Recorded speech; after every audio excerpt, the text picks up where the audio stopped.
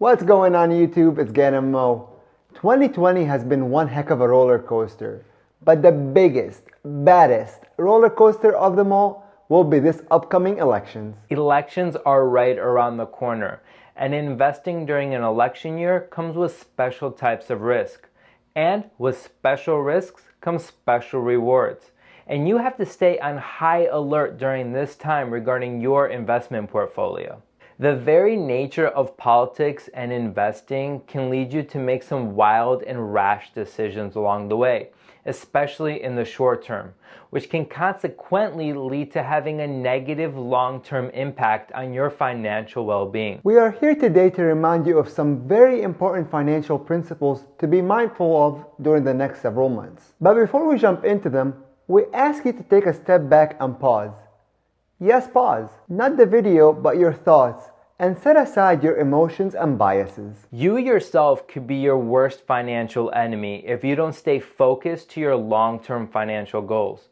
Don't let all the outside noise distract you from your long-term financial well-being and understanding and truly believing in the sound planning that you put into place regarding your investment strategies. You understand the basics of finance and investing. You've read the articles, you've read the books, and you've watched the YouTube videos.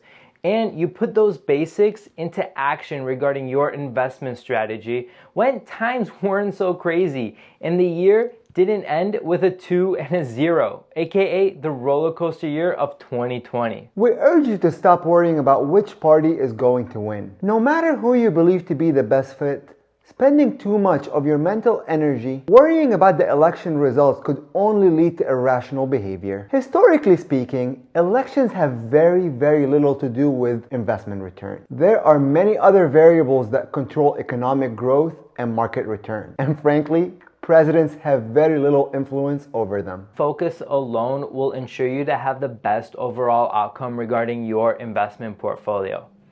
Keep in mind that past performances are not indicative of future performances in the stock market.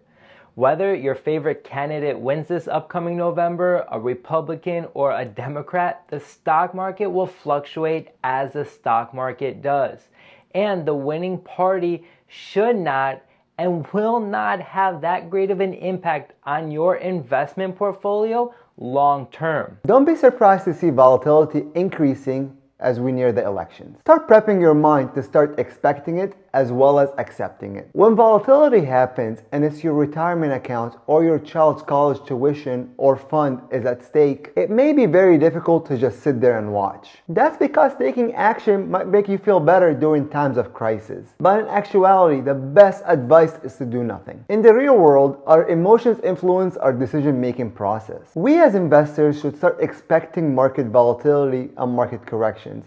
That is because it's one of the characteristics of long-term investing. Stay the course and expect to see and possibly experience some rough patches along the way, some negative headlines, and some bad news bears, especially in an election year. You're going to be seeing a lot of negative financial noise associated with a lot of gloom and doom headlines. Behavior research analysis demonstrate that the average investor tends to even buy high and sell low because they get funneled into this whole concept of emotion, especially regarding their finances, and make some horrible decisions along the way. Therefore, you have to stay the course, especially in the year of 2020. Have you guys heard the term cycle of investor emotions? If not, Google it. It's a real phrase, and let us know if you can relate to it.